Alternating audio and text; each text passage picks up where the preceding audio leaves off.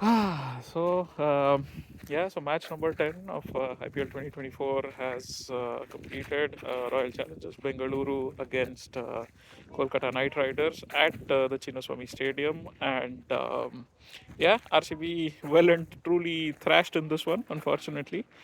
Hello, everyone. Welcome to Willow and Leather. This is Shravan with a change of venue today. I'm out here in the outdoors enjoying some time camping with family and friends.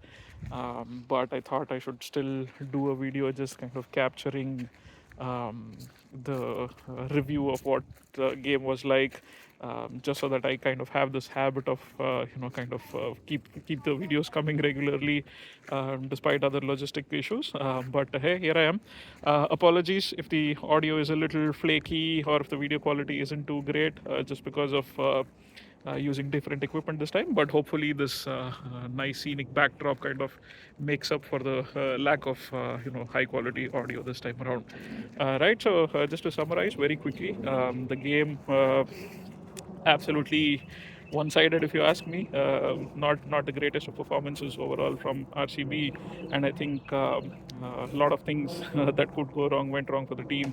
Very similar trend that we've seen in the first couple of games already, with the top order not really firing, except that one man, King Kohli again.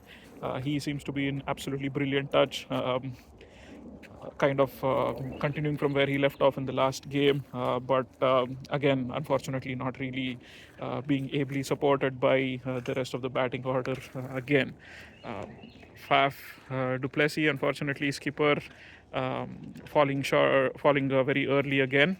Same thing with guys like Rajat Patidar and Glenn Maxwell as well, unfortunately, not firing despite getting two lifelines, just holding out again in the deep.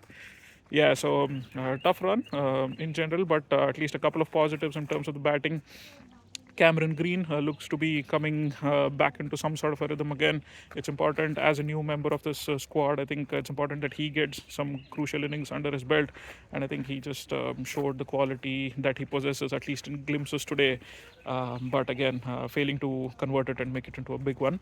But the most positive thing I think was the approach that both Kohli and Green took towards the spinners, particularly someone like Sunil Narayan, because typically he's been someone who's usually very economical across his 4 over spell. But this time around, they decided to take the challenge to him and really came out all guns blazing against Narayan and company. So that was great to see, but unfortunately, we couldn't really capitalize and just kept losing wickets, and there really wasn't any sort of a rhythm to the game. And kudos to the KKR bowlers. I think especially the pacers did a great job varying their pace and bowling those cutters and the slower ones, which seemed to be gripping a little bit more in the surface today. And guys like Harshit Rana, Andre Russell, I think they did a fantastic job trying to bowl those variations and really making use of the conditions of the pitch. Captain Faf du Plessis, again, I think poor shot selection, the way he got out. I think the previous shot that he got away for a six was absolutely fantastic. Just ramping it and making improvisation and ramping it over slips. In fact, so that was great. But then as I was probably expecting. Harshit Rana, he seems to have a good slower one, seems to utilize the variations, and even in the last game we saw in that final over that he was able to defend the total against SRH. He bowled 5 slower ones on the trot. So as soon as Faf hit that ram shot, I'm thinking in my mind, hey, the next one is going to be probably a slower one.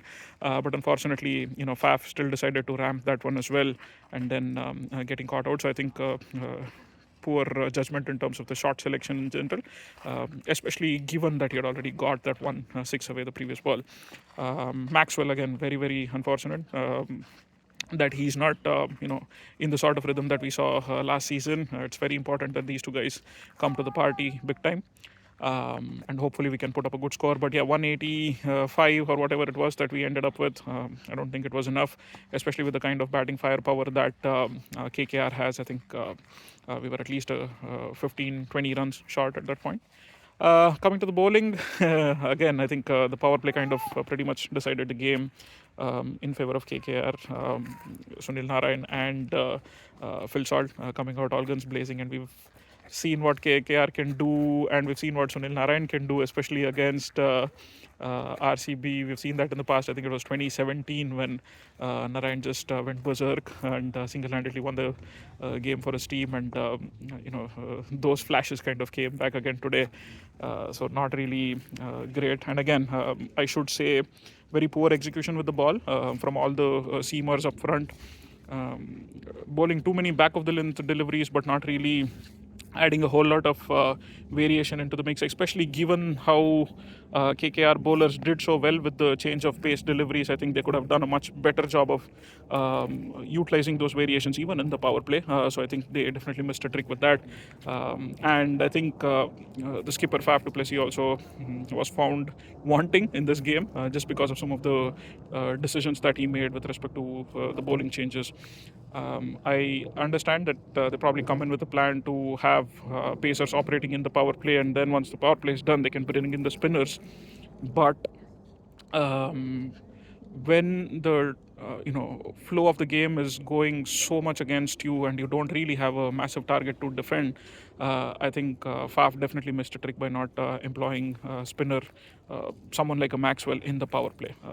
I think he's kind of been very hesitant to use spin options in the power play. I don't recollect seeing him use a spin option even all through last season as well.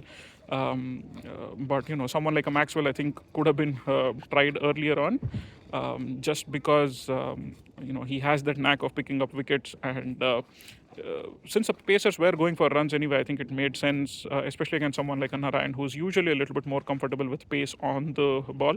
I think they definitely missed a trick with respect to not operating a spinner in the power play. And by the time the power play was done, I think they were 84 or 85 for no loss, and that pretty much had decided the game then and there. Everything else that followed was kind of just a formality. So yeah, great work by Sunil Narayan, Phil Salt, and then Venkatesh Iyer as well, who came in later and kept that tempo going. So all in all, great performance from the KKR camp. 6 wins in a row playing at Chinnaswamy now for Kolkata Knight Riders. Not a record that RCB will be happy with. I think Chennai Super Kings and Kolkata Knight Riders are RCB's bogey teams typically. They always find it very hard to beat both those teams, whether they're playing at home at Chinnaswamy or away at grounds like Chepauk or Eden Gardens. So these are the two teams that have always troubled RCB historically, and looks like the trend is continuing. So yeah, unfortunate. New year, new roster, but looks like it's the same problems surfacing over and over again. And I understand their decision not to operate a full-fledged leg spinner in the squad, especially at a venue like Chinnaswamy. I can understand the fact that the ball isn't turning too much, and even with the KKR innings, that was an example today as well. The ball really wasn't spinning too much, and even guys like Narayan or Chakravarti weren't as effective. And you could see that they didn't even have an option like Surya Sharma in their lineup, just because it's not very spinner friendly at Chinnaswamy. But I think they, didn't utilize their existing options or available options very well either. Someone like a Maxwell didn't even get get an over all through the innings, so that was really surprising for me.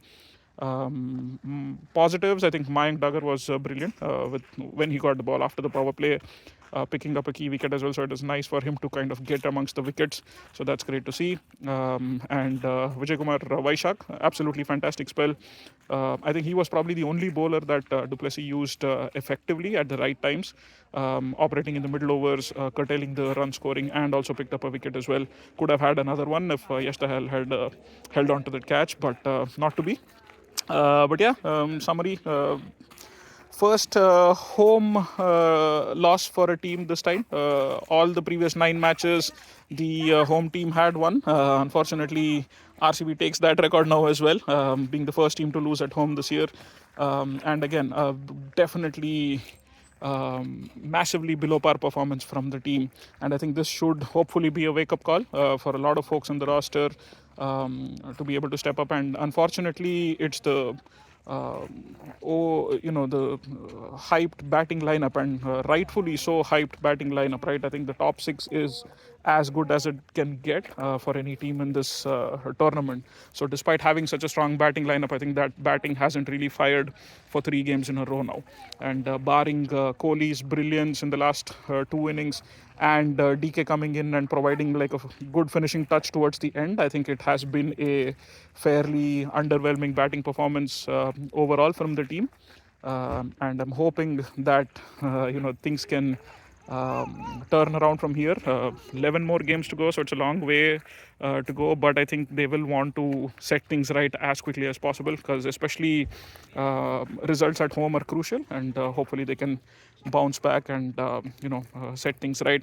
I think the skipper kind of needs to lead from the front. Faf du Plessis has been having an off season so far with the bat, and definitely with respect to some of the decisions that he's making on the field as well.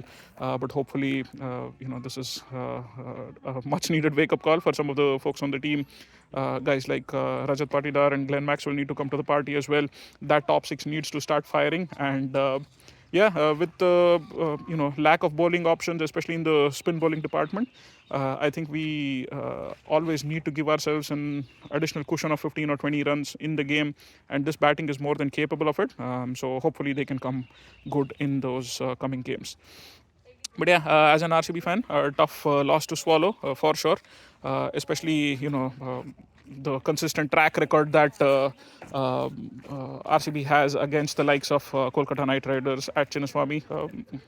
Not the best feeling when other teams come to our home ground and constantly beat us over and over and over again. But that seems to be happening, and hopefully things can turn around.